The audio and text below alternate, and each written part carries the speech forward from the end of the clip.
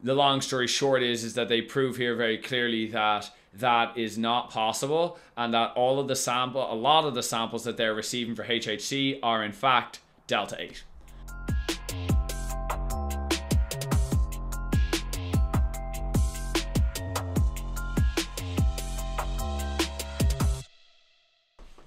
Good morning, good evening, good afternoon, wherever you are in the world watching these videos. I'm Luke with the Parliament. We're owls, and we're here today to talk about HHC and also eliminating any uncertainty around its identification. So very quickly, in case some of you aren't going to watch this to the end, this article from KCA Labs basically showed clearly that there was no misconceptions around misidentifying HHC for THC. There was also some questions around the 9A hydroxy HHC and 9B hydroxy HHC, and whether maybe some water could somehow leave some remnants of Delta 8 or Delta 9, therefore leading to a misidentification of those peaks. The long story short is that they prove here very clearly that that is not possible, and that a lot of the samples that they're receiving for HHC are in fact Delta 8.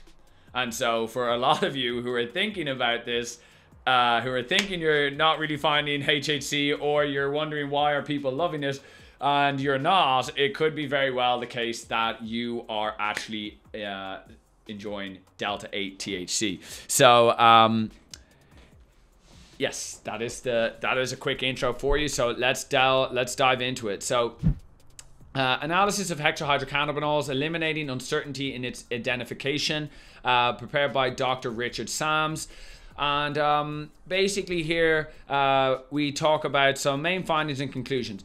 HHC is one of the newest substances to be marketed in cannabis business sector. Natural HHC can be prepared by hydrogenating Delta 8 or Delta 9 THC with hydrogenation of a metal catalyst such as palladium on charcoal or Adams catalyst. We know this by now. You watched the previous videos. HHC is a hydrogenation process, basically very similar to when you have olive oil, you hydrogenate it, it turns into margarine. Simple. It's been done for a very, very long period of time.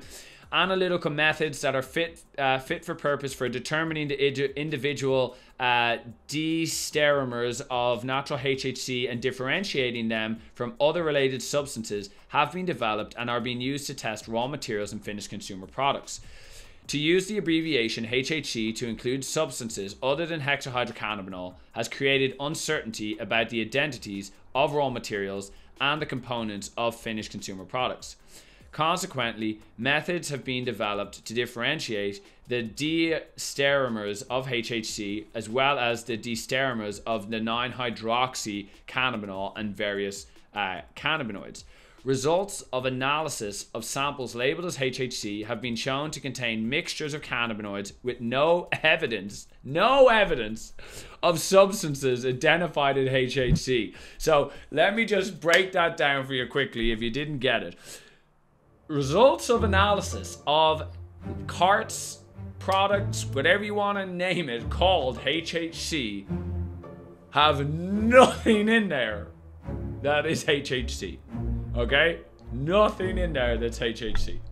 So just be aware of that a lot of products labeled as HHC are actually not that at all, right? So let's dive into this and go a little deeper. So don't need to get too far into this. We talked about this in the previous video. We all know by now that there's 8 different stereoisomers.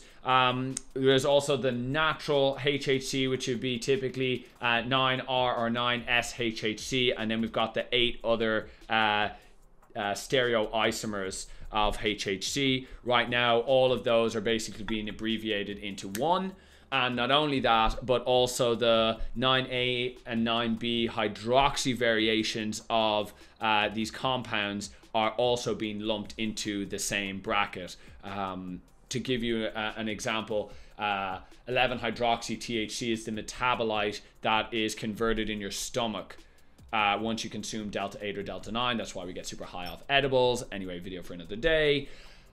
And right now, all of those are basically, it would be the same thing as just saying THC.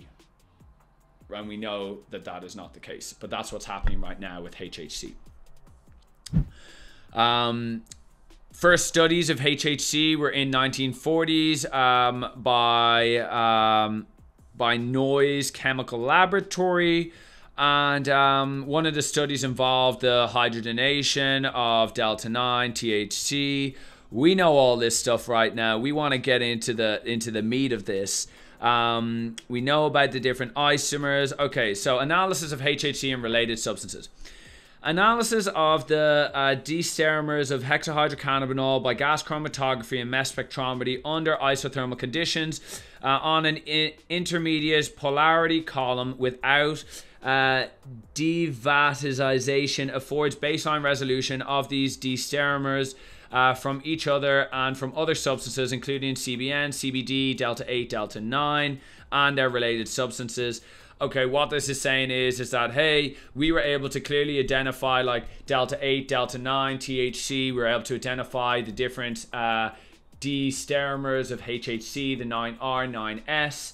And we were able to prove that very clearly without any concerns that maybe we could misidentify, right? Very straightforward.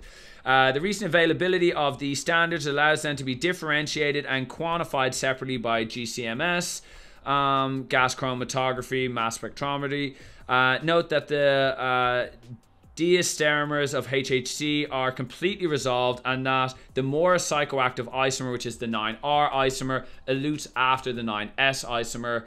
And you can see that in Fig 2 in the top right hand corner here. What you're looking at is a chromatogram of the different spectrums in which these compounds will reveal themselves. And so when you look at this, this is basically saying, hey, there's a peak here. You can see the 9S comes first just after 8. You can see after that we have just before 9 we have another peak, that's 9R.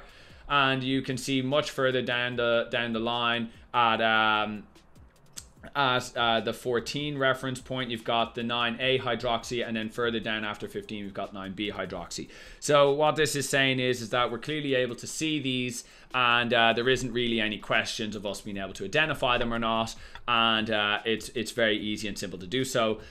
Below this is you can see very clearly about this is basically what a mass spectrometer looks like. Mass spectrometry is something that will clearly identify the compounds by their molecular weight. Don't quote me on that, but that is what I believe it to be. And I will get it's their electron weight. I will get that confirmed for you in another video. And so basically, the long story short is, if you're not following this, is that this just basically proves that we can clearly show that this is what it says it is. End of story. We can see it on the spectrum of light in which they reveal themselves, and then afterwards we have this other tool called mass spectrometry, which we can reveal the weight of these compounds to make sure that there is absolutely no questions about the substances that are being tested.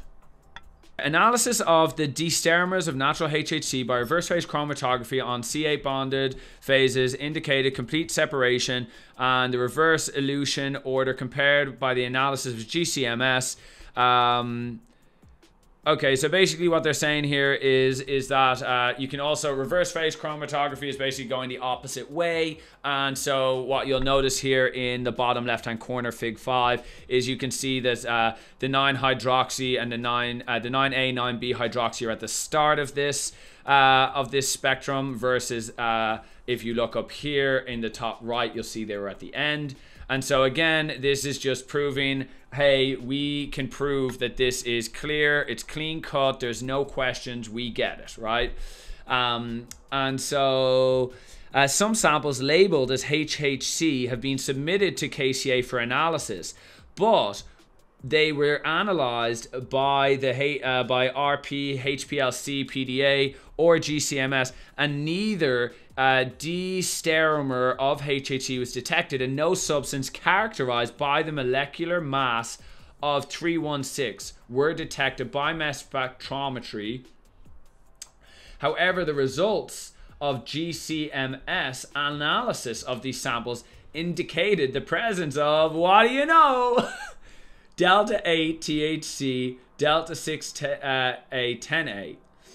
And so basically what they're saying is like, hey, we got this map over here, and this map is like, no question, like, this is the proof. We have this, like, this schematic, this basically, like, we could like have a drawing, and we could fit this on top of these results. And if there was a little bit of wavering, it's just like, there's no question that this is not what it says it is, right? It's like being on a lie detector almost, and it's like, you're trying to tell the truth, it's like, boop, and you're like, no, I promise you I'm telling the truth. It's like, this thing here, it just like said that you're lying. And so same thing here.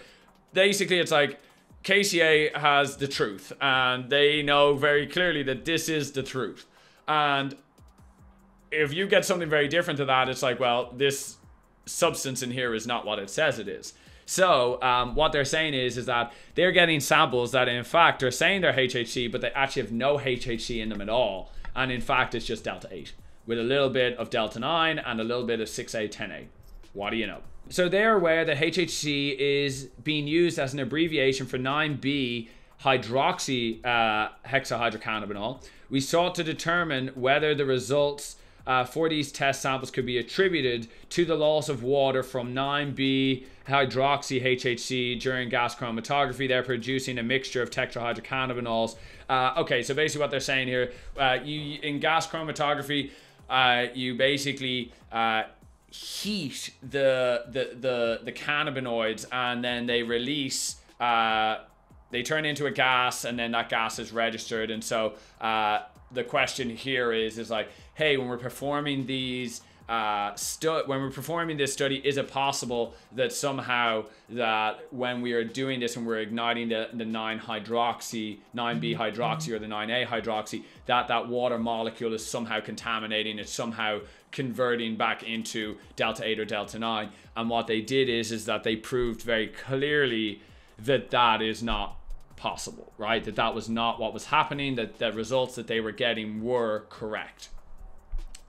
Both hydroxy HHC analogs were clearly separated by reverse phase HPLC. Okay, we get this. It's basically hey, we proved our point, and very clearly there was no question that that these compounds were exactly what they said they were. Since mass spectra confirmed the molecular mass and the retention times of hydroxy HHC analogs were very different from Delta 8, Delta 9, and 6A, 10A, we concluded that the loss of water during the sample preparation for analysis and then HPLC and GCMS analysis was not responsible for the anomalous findings in the samples labeled as HHC. Therefore, we have concluded that the analysis of natural HHC and 9A hydroxy HHC and 9B hydroxy HHC under both HPLC and GCMS conditions as described above proceeded unambiguously, and that findings for various tetrahydrocannabinols are not artifacts produced by the loss of water from hydroxy HHC isomers during analysis on either method. And the conclusion. So just so we are clear, everybody, KCA is saying that they've gone through the steps.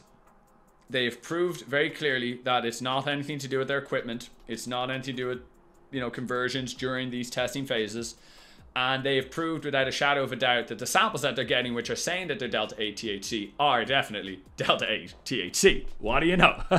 We have determined that the D-steromeres of natural HHC can be separated and identified by HPLC, LCMS, and GCMS methods with complete resolution of the two D-steromeres from each other, and from other substances tested. Furthermore, we have conclusively determined that some samples labeled as to contain HHC do not contain any evidence for the presence of HHC or hydroxy-HHC, but instead are primarily delta-8 with small quantities of delta-9 and 6-8-10-8.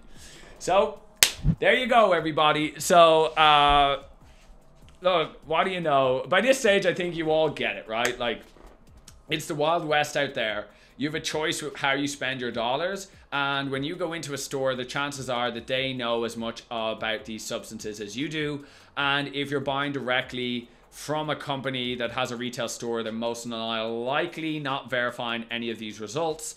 And so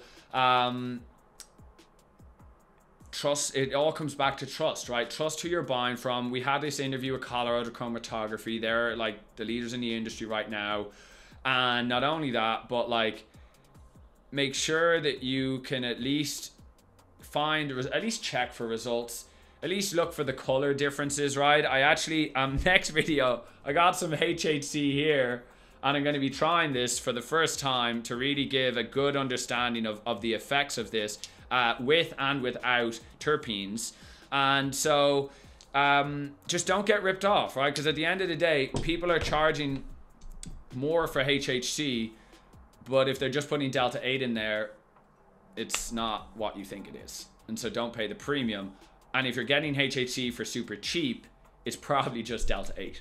So take with it what you want. I will leave the link for this in the description. And I hope you enjoyed the video. Hope you found some education in this. Be safe. Peace.